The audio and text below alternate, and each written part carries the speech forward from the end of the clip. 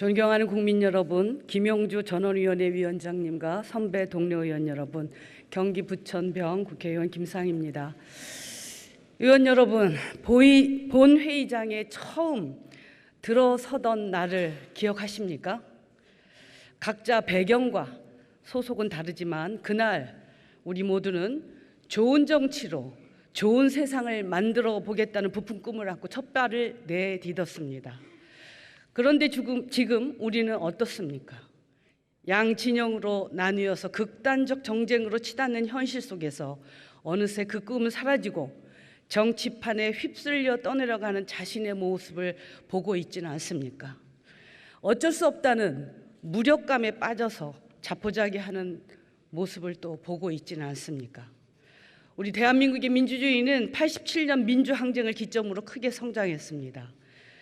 세계는 급변하고 있고 대한민국도 경제 시비의 선진국에 이르는 눈부신 성장에도 불구하고 정치는 한 발자국도 떼지 못하고 있습니다.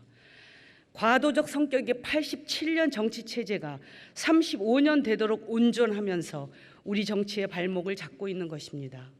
이러한 사슬을 끊기 위해서 시대적 흐름에 발맞춘 개헌과 정치관계법 개정을 통한 정치개혁이 절실합니다.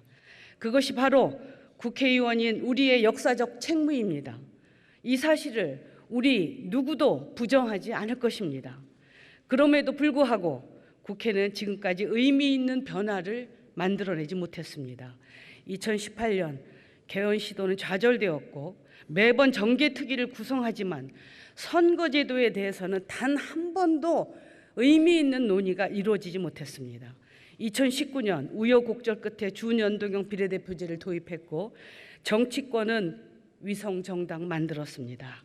그 결과 정치는 국민들의 불신의 대상을 넘어서서 조롱의 대상이 되고 말았습니다.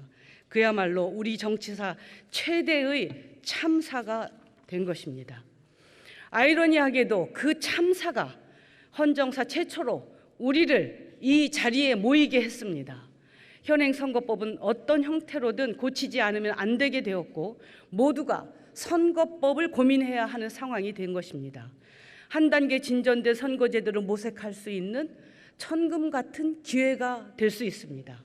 이 기회에 질식해가는 민주주의를 살릴 수 있는 선거제도를 우리는 꼭 만들어내야 합니다. 이 기회를 우리 스스로 발로 차버려서는 안 됩니다.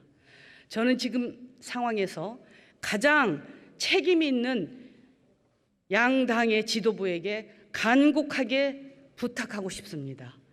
제발 진심을 가지고 선거법 개정에 임해 주시기 바랍니다. 먼저 우리 당의 이재명 대표님, 선거법 개정에 더 적극적인 의지를 보여주십시오. 정치개혁에 진심을 다했던 김대중 노무현 두 분 대통령님, 그리고 대한민국의 민주주의 역사를 이끌어온 민주당을 잊지 말아야 합니다. 그리고 여당인 우리 김기현 대표님께 말씀드립니다.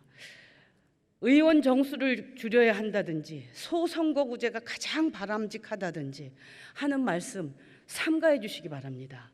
이는 민주주의 발전을 위해서 깊이 고민하고 있는 의원들의 자유로운 의견 개진을 방해하는 것입니다.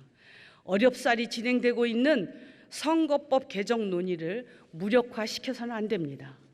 승자 독식 논리에 기초한 현행 선거제도는 비례성과 대표성이 현저히 떨어져서 오랜 동안 민의를 왜곡해 왔습니다. 어제 많은 의원님들께서 말씀해 주셨습니다.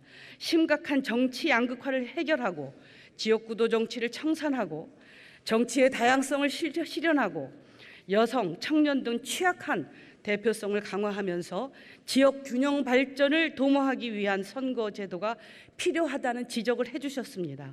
깊이 공감합니다. 아마도 여러 해결 방안이 있을 것입니다. 저는 우리 국민들이 익숙한 소선거구제를 유지하면서 권역별 연동형 비례대표제를 도입할 수만 있다면 저는 그게 가장 적절한 대안이 될 수 있다고 생각합니다. 그렇지만 현행 비례대표 47석을 가지고는 이 제도의 취지를 살릴 수는 없습니다. 결국 의원 정수를 대폭 늘리든지 아니면 지역구를 대폭 줄여야 하는데 여야 합의 그리고 국민 설득도 어려워 보입니다. 더구나 단기간에 결정하기는 불가능하다고 생각합니다. 우리는 여기서 획기적으로 새로운 제도를 한번 고민해 볼 수 있다고 생각합니다. 현행 지역구를 대선거구제로 바꿔서 정당 명부식 비례대표 방식을 도입하는 것입니다. 1인 2표제 방식으로 우리 유권자들은 먼저 선호 정당에 투표하고 개방형 명부로 해당 정당의 선호 후보자에게 투표합니다. 표의 등가성, 비례성 어느 정도 확보할 수 있습니다. 이와 함께 전국 비례대표제를 도입해서 여성, 청년, 장애인 등 현저하게 저대표되는 계층의 대표성을 보장할 수 있습니다. 이 제도는 우리에게는 많이 낯설 수도 있습니다. 그렇지만 전 세계의 74개국이 선택하고 있는, 가장 많은 나라들이 선택하는 방식이고 정치 선진국들이 이미 시행하고 있는, 선호하고 있는 방식입니다. 그리고 저는 마지막으로 여성의 대표성 관련해서 꼭 강조하고 싶습니다. 아시다시피 우리 국회의 여성 의원 비율은 19.1%입니다. 우리와 같은 경제 수준의 비슷한 호주나 캐나다, 이태리 어느 나라하고 비교해도 현저하게 낮습니다. 성평등 실현은 인권의 문제이자 저출생 극복 최우선 과제이고 국가 경쟁력에 직결된다는 것은 전 세계적으로 인정되는 주지의 사실입니다.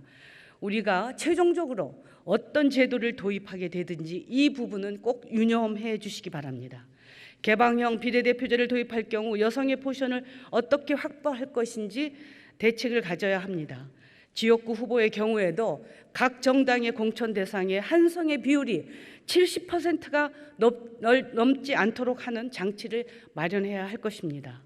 선거제도라고 하는 것이 정답이 있는 것은 아닙니다.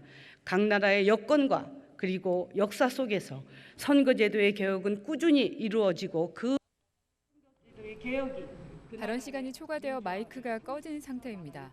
과정이라고 생각합니다.